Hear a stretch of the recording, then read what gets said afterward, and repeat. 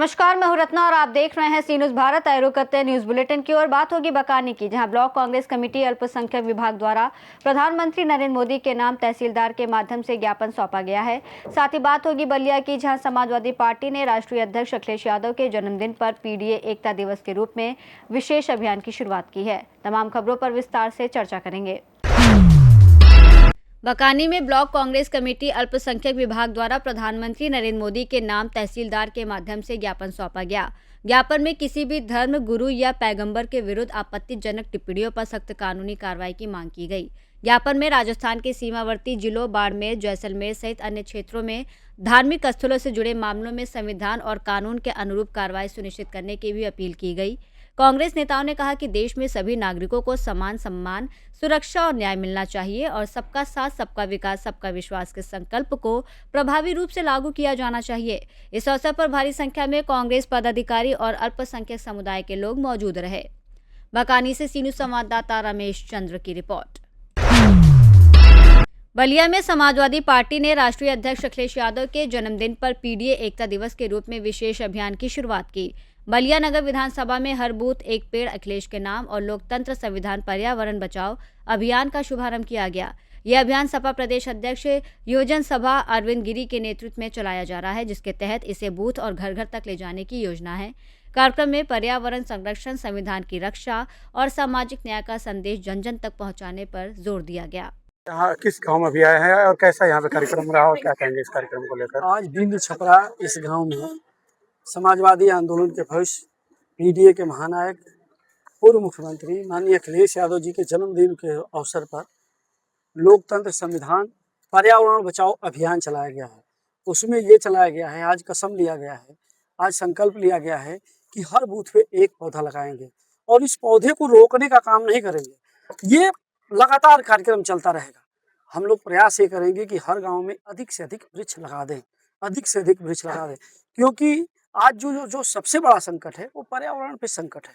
आप देख रहे हैं अभी यही ये बिंद छपरा है, इसी गांव में खोज लेंगे तो आपको 2-4% हार्ट अटैक के मिल जाएंगे, 2-4% कैंसर के मिल जाएंगे, 2-4% लीवर के मिल जाएंगे। उसका जो सबसे बड़ा कारण है पानी का दूषित होना, पर्यावरण का दूषित होना। अब पानी दूषित कैसे है? यहाँ आर्सेनिक है, आज जल में आर्सेनिक है। आप ये सोचिए कि अमीर आदमी तो पानी खरीद के पी सकता है, लेकिन गरीब आदमी कैसे पानी खरीद के पी सकता है? उसको तो स्वच्छ पानी, सरकार की जिम्मेवारी है कि स्वच्छ पानी दे। आज स्वच्छ पानी नहीं मिल रहा है, ये बहुत बड़ा संकट है। आपने देखा होगा किस तरह से इस देश में बोला गया कि माँ गंगा ने बुलाया है, तो माँ गंगा के नाम पे लोगों ने वोट दिया आए, और जब से उनकी सरकार है तब से गंगा प्रदूषण में और अधिक बढ़ी है। कम नहीं, प्रदूषण कम नहीं हुआ, गंगा और ज्यादा प्रदूषित हुई है। उसको उन लोगों ने रोकने का काम नहीं किया। अखिलेश यादव जी पर्यावरण के इंजीनियर हैं, उन्होंने अपने जन्मदिन पे एक संदेश दिया और हम लोगों ने मिलकर के ये सोचा कि अखिलेश यादव जी पर्यावरण के इंजीनियर हैं तो उनके जन्मदिन पे पेड़ लगाया जाए। हम लोगों ने वट वृक्ष परिजात का, जो ओरिजिनल परिजात होता है, हरसिंगार नहीं, ओरिजिनल परिजात लगाया। हम लोगों ने रुद्राक्ष लगाया, हम लोगों ने पीपल लगाया, हम लोगों ने आम लगाया, और लोगों को अगर कोई और पौधा, नीम लगाया, और कोई पौधा चाहिए तो और भी पौधे का इंतजाम करेंगे। अभी हम लोग जा रहे हैं 82 में, जवाही देर में, उधर भी लगातार कार्यक्रम चलेगा। और उनके जन्मदिन के अवसर पे उनको बधाई देते हुए लोगों को, यही मंदिर पे महिलाएं इकट्ठा थी, पुरुष इकट्ठा थे, 200-250 लोग इकट्ठा थे, सबको केक बांटा गया, मिठाई बांटा गया और उनका जन्मदिन मनाया गया। और अखिलेश यादव जी के दीर्घायु जीवन के लिए उनको भगवान से, भोलेनाथ से कामना किया गया। 2027 के लिए हम लोग काम कर रहे हैं और काम करेंगे तो हमें जीत मिलेगी। जब इनके चेहरे पे खुशहाली नहीं आएगी, इनका बेटा जब स्कूल में पढ़ने जाएगा उसका क्लास नहीं चलेगा, इनका बेटा जब इलाहाबाद पढ़ने जाएगा और पढ़ करके और जब परीक्षा देने जाएगा पेपर लीक हो जाएगा, इनका बेटा को 2 करोड़ रोजगार प्रति साल देने का वादा किया गया था, वो 2 करोड़ रोजगार प्रति वर्ष नहीं मिलेगा, तो इनके चेहरे पे खुशहाली नहीं आएगी। और जब इनके चेहरे पे खुशहाली नहीं आएगी तो ये जानते हैं कि उत्तर प्रदेश में जाति धर्म के झगड़े छोड़ो और सही लड़ाई से नाता जोड़ो, विकास से नाता जोड़ो। अगर किसी के साथ हो सकता है तो अखिलेश यादव जी इसको चरितार्थ कर सकते हैं। तो अखिलेश यादव जी में सब लोग, ऐसे लोग विश्वास करें, और जब ऐसे लोग विश्वास करेंगे तो उत्तर प्रदेश में विकास की सरकार अखिलेश यादव जी के रूप में बनेगी। समझ यहाँ से हाँ चुनाव लड़ना चाहता हूँ, तो मेरा ये प्रयास है, जब आप कर्म भूमि किसी चीज को जगह को मानते हैं, ये हमारी मातृभूमि है, हमारी कर्म भूमि है, तो यहाँ मेरा प्रयास होगा, प्रयास नहीं होगा, मैं कर्म के रूप में करूंगा कि यहाँ हर बूथ पे पहले तो इसी समय पौधा लगा दूंगा, और बूथ पे लगाने के बाद मेरा अभियान चलता रहेगा। ये लोकतंत्र संविधान और पर्यावरण बचाओ अभियान चलता रहेगा, और हर दरवाजे पे प्रयास होगा कि पेड़ लगे, और जो जिस चीज का पेड़ चाहेगा उसको पेड़ दिया जाएगा। हम राजनीतिक व्यक्ति हैं, और राजनीतिक कार्यकर्ता आदमी होता है तो उसको ऑटोमेटिक वो सामाजिक कार्यकर्ता हो जाता है, और सामाजिक कार्यकर्ता जब रहता है तो उसकी जिम्मेदारी होती है कि समाज के लिए काम करे। हम देख रहे हैं कि पर्यावरण के क्षेत्र में बलिया पीछे गया है, अभी 10% यहाँ का पर्यावरण नीचे गिरा है बलिया का। बलिया से सीनू संवाददाता आनंद दुबे की रिपोर्ट। बारां जिले के केलवाड़ा थाना क्षेत्र में चलती बस से पिता पुत्री के कथित अपहरण के मामले में पुलिस ने त्वरित कार्रवाई करते हुए सभी आरोपियों को गिरफ्तार कर लिया और जंगल में घेराबंदी कर शिवपुरी निवासी महेश ओझा, उनकी बेटी कृतिका ओझा को सकुशल मुक्त कराया। साथ ही अपहरण में प्रयुक्त दोनों वाहनों को भी जब्त किया गया। थानाधिकारी नरेंद्र सिंह राजावत के नेतृत्व में पुलिस टीम ने नाकाबंदी कर पीछा करते हुए आरोपियों को जंगल क्षेत्र से दबोचा, जबकि प्रारंभिक जांच में यह मामला जमीन विवाद से जुड़ा पाया गया है, जिस पर पुलिस गहन पूछताछ कर आगे की वैधानिक कार्रवाई कर रही है। ये क्या घटनाक्रम है, उसको लेकर के क्या कार्रवाई की गई है? देखो, कल दिनांक 30/6/2026 को PCR बारां ने जरिए टेलीफोन हमें सूचना दी थी कि समरानिया से आगे कल्पना बस में महेश ओझा और उनकी बेटी है कृतिका ओझा, दोनों का अज्ञात बदमाशान 2 गाड़ियाँ लेकर आए हैं और उनका अपहरण करके बस में से उतारकर जंगल की तरफ ले गए। तब हमने जो तत्परता से दोनों गाड़ियाँ 112 और थाने की गाड़ी तथा समरानिया चौकी IC थाना में जाता है कि समरानिया में घेराबंदी की, नाकाबंदी की। इस दौरान हमने लगभग 11 बजे दोनों अपहृता महेश और उसकी पुत्री कृतिका तथा एक स्कॉर्पियो गाड़ी राउंड अप कर ली, और उसके पिता है जो उसे क्या नाम से महेश ने एक तहरीरी रिपोर्ट दर्ज कराई, जिसमें लखन व राम कल्याण ओझा नामजद तथा उसके 6-7 साथी ने 2 गाड़ियों के साथ हमारे साथ वारदात की है। हमें जान से मारने की नीयत से जंगल में अपहरण करके ले गए हैं। हम उनके चुंगल से बच गए और पेनावदा बाईपास पे पुलिस मिल गई, जो उनके साथ हम थाने पर आए हैं। उनसे रिपोर्ट प्राप्त की। रिपोर्ट पर मुकदमा नंबर 159/26 दर्ज कर 33 से रुकी गई। नामजद मुलजिम लखन को राउंड अप कर अन्य अज्ञात मुलजिमान के नाम पते मालूमात किए हैं तथा उनकी धरपकड़ की कार्रवाई जारी है। बारां से सीनू संवाददाता इमरान की रिपोर्ट। पूर्व चेयरमैन पति नसीम अहमद आज अपने दर्जनों समर्थकों के साथ बहेड़ी तहसील मुख्यालय पहुंचे और एसडीएम को संबोधित एक ज्ञापन नायब तहसीलदार को सौंपा।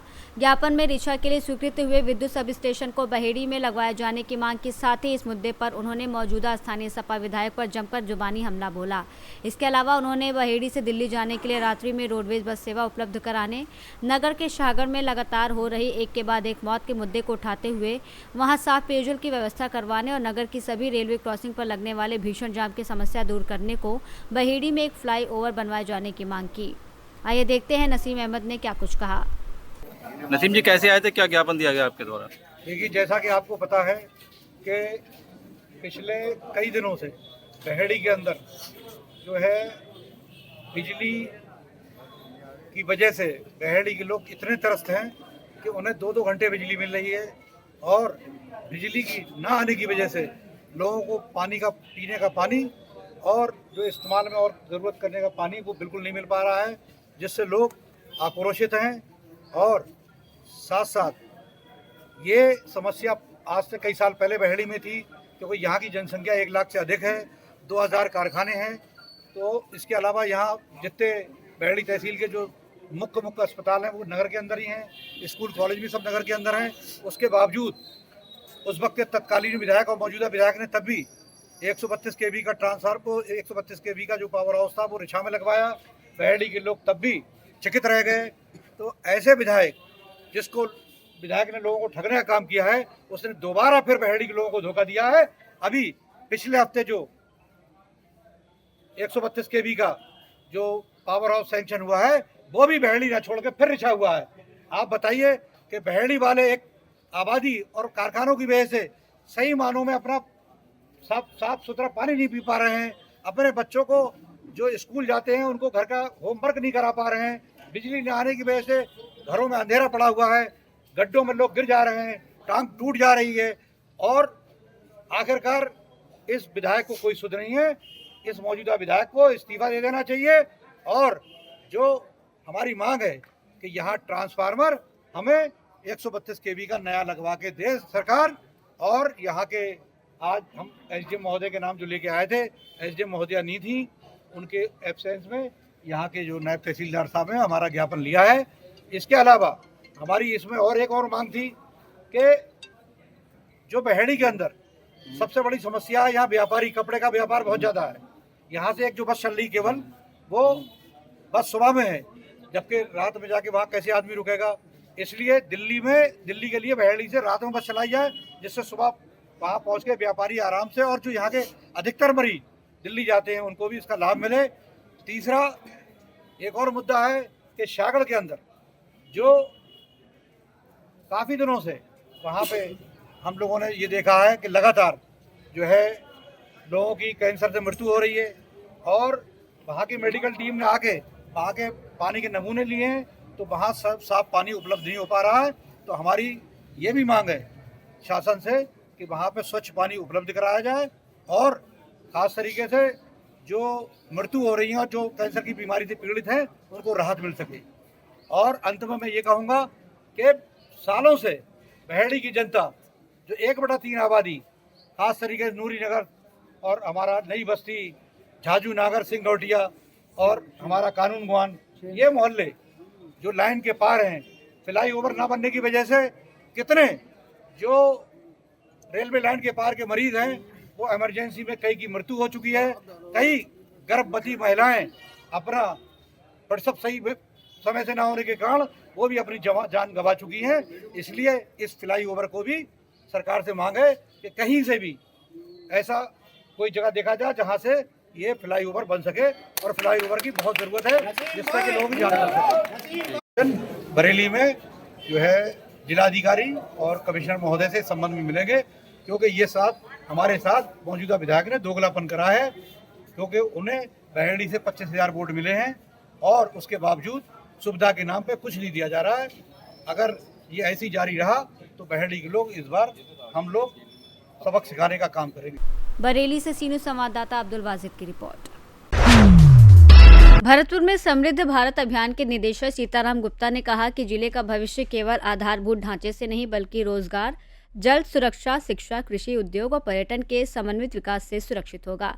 पत्रकार वार्ता में उन्होंने कहा कि भरतपुर को पूर्वी राजस्थान का आर्थिक केंद्र बनाने के लिए दीर्घकालिक विकास नीति आवश्यक है। उन्होंने जिले में रोजगार की कमी, जल संकट और औद्योगिक पिछड़ेपन जैसी समस्याओं पर चिंता जताई। उन्होंने कौशल संस्थानों, कृषि विश्वविद्यालय, एग्रो प्रोसेसिंग यूनिट और टेक्सटाइल हब जैसी परियोजनाओं की स्थापना पर जोर दिया, जिससे स्थानीय स्तर पर रोजगार के अवसर बढ़ सके। साथ ही उन्होंने जल सुरक्षा, पर्यटन विकास और बुनियादी ढांचे के विस्तार को भी भरतपुर के भविष्य के लिए महत्वपूर्ण बताया। एक ही आकांक्षा है कि हम अलवर से कैसे आगे बढ़ें। मैं अलवर से बहुत आगे ले जाना चाहता हूँ, और अगर आप कहोगे तो नेक्स्ट टाइम कभी भी जब आप कहोगे एक डी की कॉन्फ्रेंस अलग करो तो जिला अलग हो गया, तो नहीं तो ये बहुत लंबी चौड़ी कॉन्फ्रेंस हो जाए। और ये बहुत महत्वपूर्ण है, और महत्वपूर्ण 2-3 तरीके से है। रोड के बारे में काफ़ी काम माननीय मुख्यमंत्री महोदय ने किया है, बहुत अच्छा काम कर रहे हैं, दो राय नहीं है। और मैं इस मंच के माध्यम से उनको धन्यवाद देना चाहता हूँ कि भरतपुर के लिए उनके मन में ईमानदारी से कह रहा हूँ, कोई वो नहीं कह रहा हूँ, उनके मन में काफ़ी उत्कंठा है कि भरतपुर का वाकई विकास हो, और विकास हो भी रहा है, इसमें दो राय नहीं। लेकिन सबसे बड़ी बात ये है कि सड़कों के अलावा भी विकास के मायने बहुत होते हैं, और सड़कों के अलावा ये है कि सबसे बड़ा चीज़ ये है कि रोजगार के साधन कैसे उपलब्ध। आज हिंदुस्तान में पूरे में अगर किसी बात की जाए तो रोजगार के साधनों की बहुत तकलीफ है। तो इसमें जो आज प्रेस कॉन्फ्रेंस तो रोजगार की कौन कौन सी इंस्टीट्यूशन है और कैसे कैसे रोजगार पैदा हो सकते हैं उस पर एक विस्तृत चर्चा हम करेंगे। दूसरा काम ये है कि जैसे पूरा हिंदुस्तान में और उसमें कोई भरतपुर अछूता नहीं है और भरतपुर को भी जो कृषि प्रधान जिला है उसको भी पानी की ज़रूरत है, तो पानी की ज़रूरतें कैसे पूरी हो जाती है। तो दूसरा काम ये होगा और तीसरा काम ये होगा कि ये जिला एक महत्वपूर्ण जिला है। महत्वपूर्ण जिला कई मायनों में है, हम नहीं पहचाने वो अलग बात है। पहली बात है पर्यटन के हिसाब से बड़ा सुदृढ़ है। आपको ध्यान होगा बहुत दिन पहले जब मैं यूपी में था तो मैं दोपहर को खाने में कोई जगह नहीं मिला। आज आपके पास कम से कम 50 आउटलेट हैं जहाँ आप दोपहर को खाना जाकर खा सकते हैं। हम खूब जाया करते थे मजाक में, जब होती सिंह लामा थे तो हम कहते थे यार हमारे यूनाइटेड नेशंस के आदमी खाने सब तो खेत काट भी रहे सब तो मीन सिंह करते हम पहले कहते थे जो खेत नहीं काटन देते और हम नहीं करते थे, तो ऐसा मतलब वो जमाना में होने थे। तो ये पर्यटन का एक बहुत बड़ा है और पर्यटन का कारण भी है क्योंकि प्राकृतिक दृष्टि से और हेरिटेज की दृष्टि से दोनों तरफ से समृद्ध है, बहुत समृद्ध है। और तीसरी चीज़ ये बहुत बड़ी चीज़ बनाती है भरतपुर जिले को, जो सबसे अलग बनाती है कि आज अगर हम दिल्ली से चलते हैं, मैं पूरी दिल्ली से अगर चलता हूँ, चाहे चंडीगढ़ चले जाओ, चाहे आप आज कितने भी एक्सप्रेस बन गए मेरठ में की चले जाओ, चाहे आप कहीं भी चले जाओ, आपको दिल्ली निकलते निकलते 1.5-2 घंटे लगता है और हम 1.5-2 घंटे में होटल के आसपास आ जाते हैं। कहीं हमारी रुकावट ही नहीं है और रास्ते बहुत से आपको मालूम है कि जमुना एक्सप्रेस भी अलग है, पुराना एक्सप्रेस भी अलग है, आपको फरीदाबाद भी डायरेक्ट आ सकते हो, आप होटल भी डायरेक्ट आ सकते हो। बहुत रास्ते बन गए हैं आज की डेट में, क्योंकि जो विकास होता है वो और जो जितनी भी सड़कें हैं और जो सड़कें हैं वो उसका कैरियर होता है विकास का, इसमें विकास चलता है। भरतपुर से सीनू संवाददाता देवेंद्र की रिपोर्ट। चंदौली के चकिया तहसील क्षेत्र के पुरानाडीह गांव में एसडीएम विकास मित्तल के नेतृत्व में प्रशासन ने सरकारी भूमि पर किए गए अतिक्रमण को हटाया। इस दौरान तहसीलदार देवेंद्र कुमार, राजस्व टीम और पुलिस बल मौके पर मौजूद रहा। प्रशासन ने भूमि को अतिक्रमण मुक्त कराते हुए निर्देश दिया कि खाली कराई गई जमीन का अभिलेखों में अंकन कर पात्र भूमिहीन परिवारों को शासन की योजना के तहत पट्टा आवंटित किया जाए। वहीं ग्रामीणों ने गांव के लेखपाल पर पट्टा आवंटन के नाम पर रिश्वत मांगने का आरोप लगाया है और मामले की निष्पक्ष जांच की मांग की है। प्रशासन की कार्रवाई और आरोपों को लेकर क्षेत्र में चर्चा बनी हुई है। क्या नाम है आपका? हमारा नाम बाकेलाल है। बाकी जी कहाँ करने वाले हैं? ग्राम सभा कुंडा है भैया, पुरानाडीह, नारायणपुर। आपको पट्टा हुआ था? नहीं। अच्छा, लेखपाल द्वारा कुछ पैसे की डिमांड की बात आई तो 10,000 रुपया दिए हैं लेखपाल को, अजय जो है। इसको आपने दिया है? अजय को 10,000। अच्छा, आपने 10,000 दिया है? हाँ। तो इसकी शिकायत आपने की कहीं? और शिकायत क्या किया, रोज हमारे दरवाजे पे घूम रहे हैं, पैसा मांगने और भाइयों के लिए पैसा मांग रहे हैं पट्टा करने के लिए। हम भूमिहीन हैं लेकिन उसका कोई व्यवस्था नहीं कर रहे हैं। सारी आर्थिक व्यवस्था खराब है हमारी। क्या नाम है आपका? गीता देवी। गीता जी कहाँ के रहने वाली? कुंडा है भैया। आपका भी पट्टा हो रहा है गाँव में? हाँ। तो किसी के द्वारा पैसे की डिमांड की गई थी, पैसा मांगा गया? अजय अजय आ रहा ना, कहाँ पैसा 10,000 पट्टा करे। अच्छा, तो हम आपसे मांग रहे थे? हाँ। आपने दिया उनको? नहीं, जब भैया नहीं बता कहाँ ले दिया। क्या नाम है आपका? पन्ना राम। पन्ना जी कहाँ करने वाले हैं? कुंडा है भैया के। अच्छा, आपको भी पट्टा हो रहा है? ये मन पट्टा हो रहा है लेकिन अभी पट्टा भर नहीं। अब वही में आप लोगों के साहब के निकाल आई तो पट्टा हो गए, नहीं फिर न हुई। किसी के द्वारा पैसा भी मांगा जा रहा है? ये पैसा मांगे थे लेखपाल साहब, लेकिन अजय राज जी हम पैसा नहीं देंगे। पैसा नहीं दिया? नहीं। कितना मांग रहे थे आप? 10,000 मांगे थे ना। चंदौली से सीनियर संवाददाता अंकित सैनी की रिपोर्ट। चतरा जिले के उप विकास आयुक्त अमरेंद्र कुमार सिन्हा के सेवानिवृत्त के अवसर पर जिला परिषद सभागार में भव्य विदाई सह सम्मान समारोह आयोजित किया गया, जिसमें जनप्रतिनिधियों, अधिकारियों, अभियंताओं और कर्मचारियों ने उन्हें पुष्प गुच्छ, अंगवस्त्र और स्मृति चिन्ह भेंट कर सम्मान पूर्वक विदाई दी।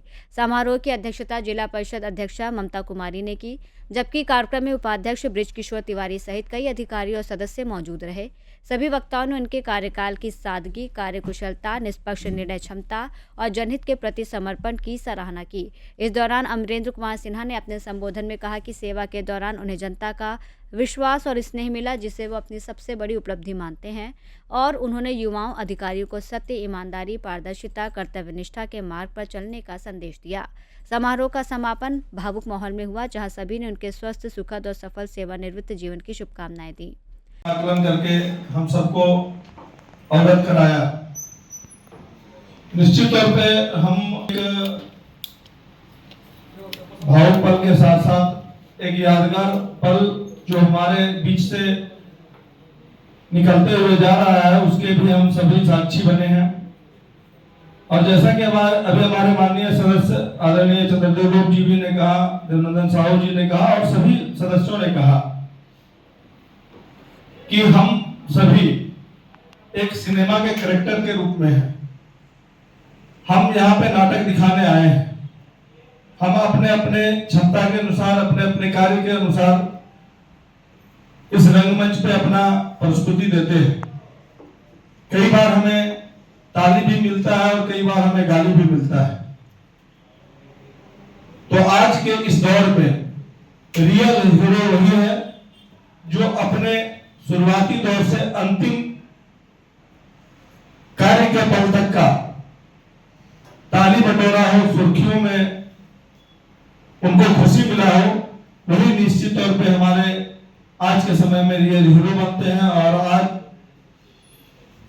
जिला परिषद के सचिव होने के साथ साथ जिला के वरीय पदाधिकारी के रूप में आपने ताली भरपूर लिया है। इसके लिए हम सभी गौरवान्वित भी हैं और आपको हम सभी की तरफ से ढेर सारी बधाई और शुभकामना भी देते हैं। क्योंकि हम लोग कई बार अखबारों के माध्यम से, अपने दैनिक चर्या के माध्यम से भी देखते हैं कि पदाधिकारियों के रवैये से वहां के जनमानस, वहां के आवाम, वहां के अधीनस्थ कर्मचारी दबे हुए या फिर खुल के उनका शिकायत भी करते हैं, दुआ भी देते हैं, बददुआ भी देते हैं। निश्चित तौर पर हम दावे के साथ कहेंगे कि आप चतरा जिला से जिला परिषद के सदस्यों के द्वारा, जिला परिषद के कर्मचारियों के साथ साथ हमारे बीच यहाँ पे मौजूद कुछ ठेकेदार लोग भी बैठे हैं। और मैं दावा इसलिए भी कर रहा हूं कि हम लोगों का राजनीतिक पड़ाव जो है वो शुरुआती दौर पे है। तो निश्चित तौर पे हम सबको साथ पब्लिक का जुड़ाव ज्यादा होता है। जो उच्च पद पे जनप्रतिनिधि हैं, हम दावे के साथ कहेंगे कि उनके जुड़ाव के साथ हमारे माननीय सदस्यों का और हम लोगों का सभी का पब्लिक के साथ जुड़ा ज्यादा होता है।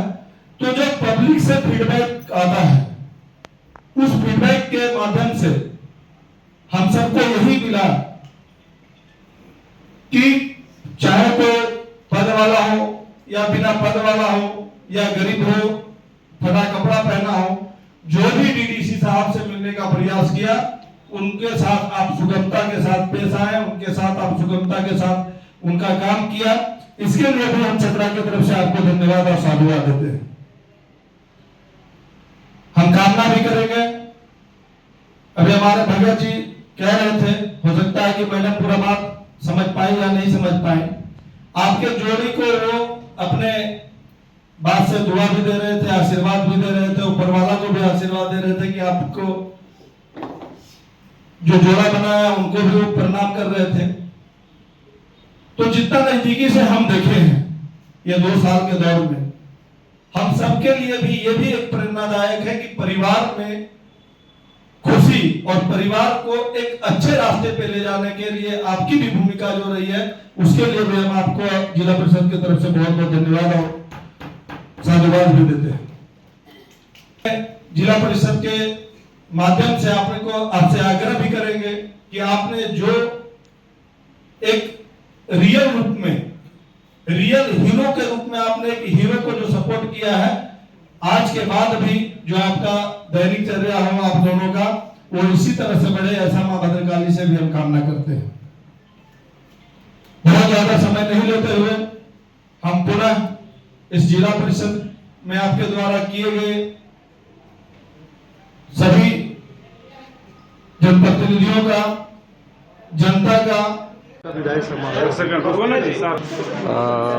ये क्षण बड़ा ही विकट क्षण होता है।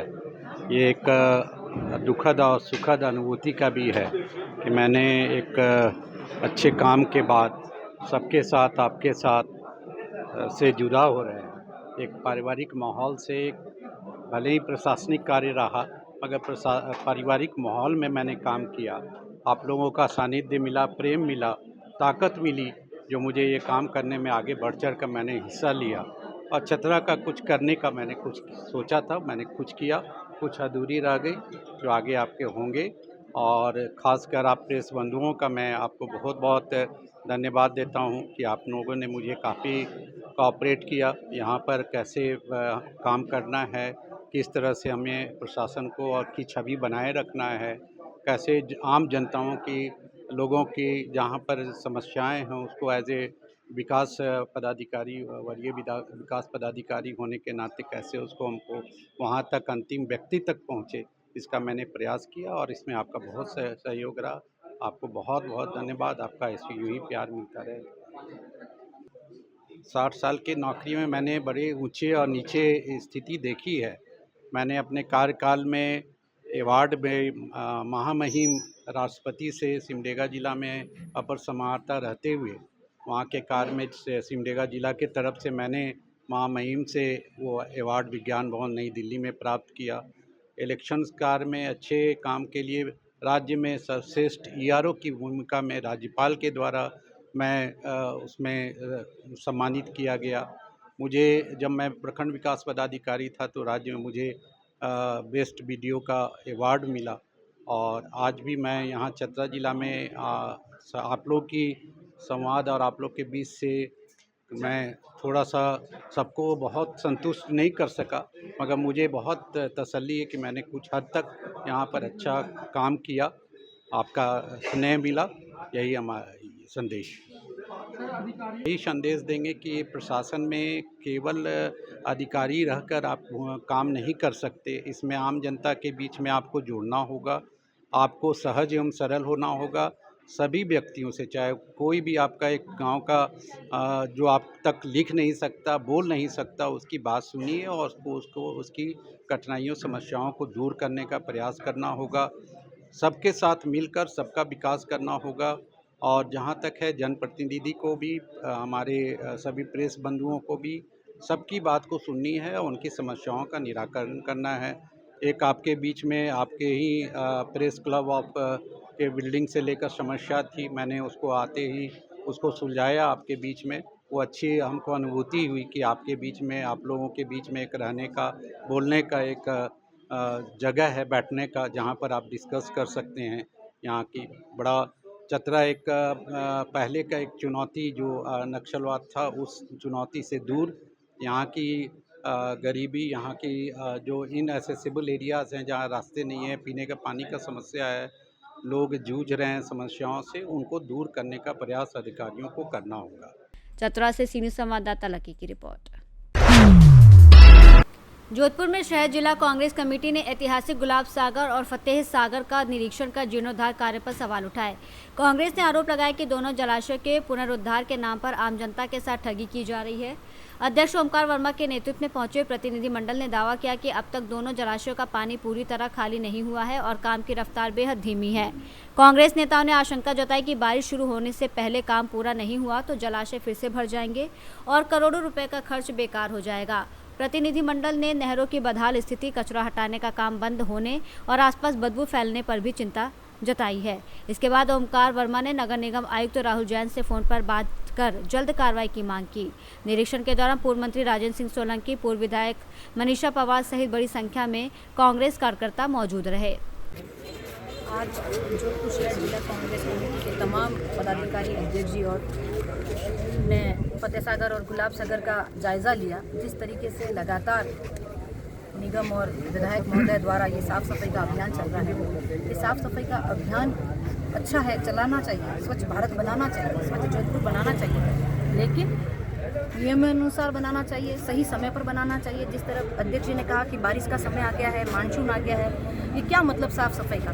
समय पर अगर साफ़ सफाई होते तो ये जनता को एक अच्छा उपहार मिलता, लेकिन आज उपहार नहीं है, लेकिन झूठी वाई लेने के लिए जनता को गुमराह किया जा रहा है और गलत तरीके से नतीजों से ये निर्णय हो रहे हैं। मैं विधायक महोदय कह रहे थे कि इसमें केवल मछलियाँ नहीं निकली है, कादा नहीं निकला है, केवल लोगों का सीवरेज है, लेकिन अभी जब हम यहाँ आए तो यहाँ के इंस्पेक्टर और सीएसआई कह रहे हैं कि मैडम यहाँ पर सीवरेज नहीं है, ये गंदा पानी ही है और जो लोगों के द्वारा जो ये बंद कर दिया गया है, ये नगर निगम द्वारा नहरें, उसका मुआवजा ये पुराने हमारे जो जल स्रोत है वो भुगत रहे हैं। इसमें अभी जैसे हमारे पूर्व मेयर साहब ने कहा कि इसमें 14 बावड़ियाँ भी हैं जो पहले पीने का पानी का काम में आती थी, लेकिन आज देखिए अब कहीं नज़र नहीं आ रहा है। मैं प्रशासन से और इस सरकार से यही कहना चाहूँगी कि समय पर काम करें, पैसों का सदुपयोग करें। ये जनता का पैसा है, ये जनता के लिए उपयोग में काम करें। कितने टाइम से काम रुका हुआ है, क्या स्थिति है यहाँ पे? आपने आज यहाँ दौरा किया, क्या लगा आपको? देखो भाई, सबसे पहले तो आप लोगों को धन्यवाद है कि अखबार के माध्यम से, प्रिंट मीडिया के माध्यम से ये जो न्यूज़ हमें मिल रही है इसकी अंदरूनी, उसी से हमें ज्ञात हुआ कि कोई ठेकेदार को ये काम करने को, सफाई करने का ठेका दिया गया। पहले जब इसको ठेका दिया तो समस्या ये हुई कि सड़क पर पानी बहवाने लगे ठेकेदार, वहाँ के लोग दुखी हो गए, आना जाना धंधा पानी बंद हुआ। फिर वहाँ के लोगों ने विरोध किया, फिर वो काम बंद करके फिर नाले से दूसरे रास्ते और रात को निकालने की बातचीत हुई। अब समय रहते आज के अखबार में भी छपा है कि ठेकेदार ने काम बंद कर दिया। इधर अखबार में छप रहा है कि बहुत बड़ा मानसून जोधपुर के नज़दीक आसपास पहुंच गया है और बहुत भारी बारिश होने वाली है। तो जो रुपए ये पानी निकालने में लगाए हैं और अगर बारिश आ गई ये फिर तालाब भरेगा। जगह जगह से नहरों की सफाई इन्होंने कहीं की नहीं, बड़े बड़े नाले सब जमे पड़े हुए। मैं आप लोगों के माध्यम से कह रहा हूँ, ये तो फतेह सागर और गुलाब सागर बर्बाद हो ही रहा है पैसों से।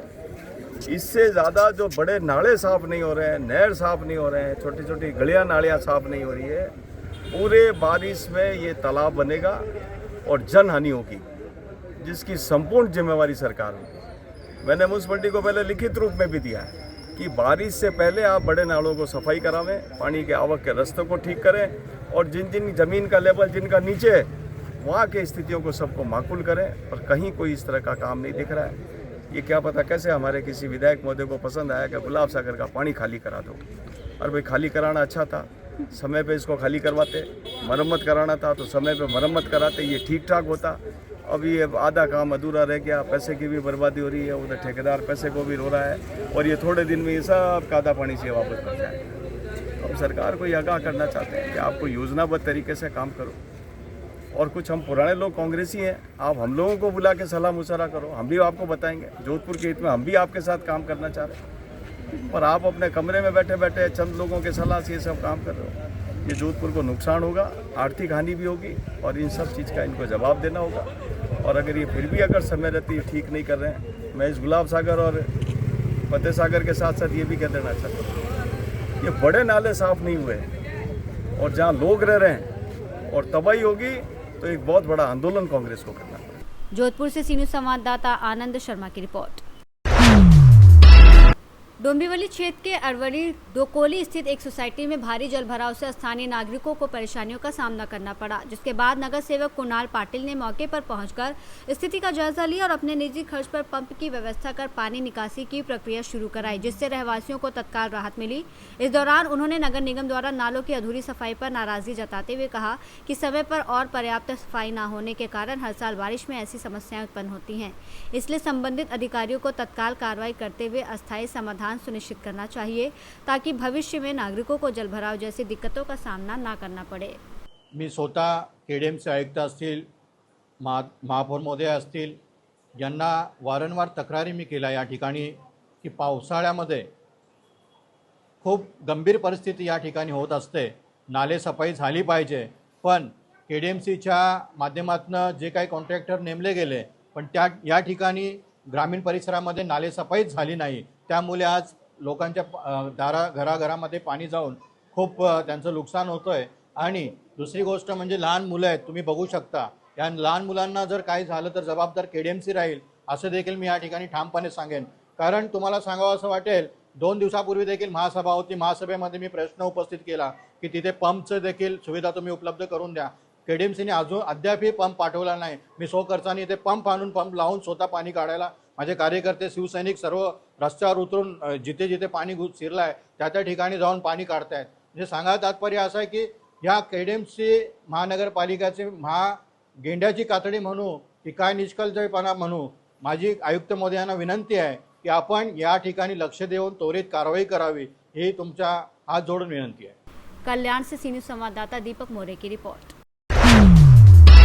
सोनभद्र के घोरावल विधानसभा क्षेत्र में जनहित संकल्प पार्टी की ओर से आयोजित सरदार पटेल एकता रथ न्याय यात्रा ने राजनीतिक माहौल को गरमा दिया, जिसमें हजारों कार्यकर्ताओं और सैकड़ों वाहनों के काफिले के साथ शक्ति प्रदर्शन किया गया और सामाजिक न्याय, जातीय जनगणना, OBC अधिकार, महिलाओं की 50% भागीदारी, रोजगार की गारंटी जैसे मुद्दों को प्रमुखता से उठाया गया। यात्रा के दौरान पार्टी के राष्ट्रीय अध्यक्ष और प्रदेश संयोजक डॉक्टर RS पटेल ने प्रदेश की सभी विधानसभा सीटों पर चुनाव लड़ने का ऐलान करते हुए कहा कि मौजूदा व्यवस्था में पिछड़े और वंचित वर्गों की लगातार अनदेखी हो रही है, इसलिए संवैधानिक अधिकारों और सामाजिक न्याय की बहाली जरूरी है। कार्यक्रम में कार्यकर्ताओं ने जगह जगह उनका जोरदार स्वागत किया और रैली के अंत में पार्टी प्रतिनिधिमंडल ने जिलाधिकारी को 6 सूत्रीय मांग पत्र भी सौंपा। सम्मानित लोकतंत्र के चौथे स्तंभ पत्रकार भाइयों को हार्दिक धन्यवाद। मैं डॉक्टर अरविंद पटेल, प्रभारी जनहित संकल्प पार्टी घोरावल का हूं और डॉक्टर RS पटेल साहब जनहित संकल्प पार्टी के निर्देश पर भय भूख भ्रष्टाचार, जल जंगल जमीन, घोरावल के मां बहनों की अस्मिता की रक्षा करने के लिए सरदार पटेल, बाबा साहब, मौलाना कलाम साहब के सपनों का जो भारत अधूरा है, उस मिशन को डॉक्टर RS पटेल साहब जो लेके चले हैं, उस मिशन को पूरा करने आए हैं। गैस हो, डीजल हो, यूरिया हो, हर घर नल जल योजना तो करोड़ों की सद गई, मगर इन बहनों के दरवाजे पर एक बूंद पानी नहीं है। इन माताओं को हर उज्ज्वला योजना का देके फोटो खिंचा दिया गया, लेकिन एक गैस सिलेंडर साल भर में नहीं मिल रहा है।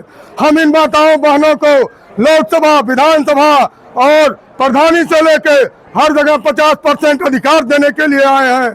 किसानों को खाद, बीज, यूरिया, डीजल, DAP देने के लिए आए हैं और इस सोनभद्र में जनहित संकल्प पार्टी एक केंद्रीय विश्वविद्यालय की स्थापना की मांग करती है और जनहित संकल्प पार्टी इस सोनभद्र की वादियों को मिनी स्विट्जरलैंड में बदलेगी। बस आपका सहयोग, जन समर्थन और साथ चाहिए। जय जय सरदार। जनहित संकल्प पार्टी द्वारा उत्तर प्रदेश के अन्याय के खिलाफ, उत्तर प्रदेश की योगी सरकार द्वारा जो अन्याय चल रहा है, जातिवाद चल रहा है, इस जातिवाद के खिलाफ, इनके हिंसा के खिलाफ, इनके भ्रष्टाचार के खिलाफ, मोदी सरकार के झूठ के खिलाफ, महिलाओं के ऊपर हो रहे अपराध के खिलाफ 12 जून से मऊ के शहीदी धरती से न्याय यात्रा का अभियान शुरू किया गया है और आज 1 जुलाई को कई जनपदों की मऊ, आजमगढ़, बनारस, चित्रकूट, मिर्जापुर, आज सोनभद्र में हम लोग अपने प्रभारी डॉक्टर अरविंद पटेल, प्रभारी घोरावल के नेतृत्व में आज हजारों महिलाएं, हजारों माताएं, युवा साथी, नौजवान साथी 5 सूत्री मांग लेकर के और उसको लागू करने के लिए हम लोग प्रदेश व्यापी न्याय यात्रा निकाले हैं। आपको बता दें कि उत्तर प्रदेश में जाति हिंसा चरम पर है। दलितों की, पिछड़ों की, पटेलों की जाति देखकर हत्या की जा रही है, मां बहनों के साथ बलात्कार हो रहा है। इससे न्याय के लिए हम सरकार बनाने जा रहे हैं। इस अन्यायवादी सरकार को, जातिवादी सरकार को पलटकर हम अपनी सरकार, JSP की सरकार, लाल पीली क्रांति की सरकार उत्तर प्रदेश में बनाने जा रहे हैं। और इसकी जो क्रांति है, लाल पीली क्रांति, आज हजारों की तादाद में, लाखों की तादाद में घोरावल विधानसभा से लोग निकल करके रॉबर्ट्सगंज मुख्यालय पर आए हैं।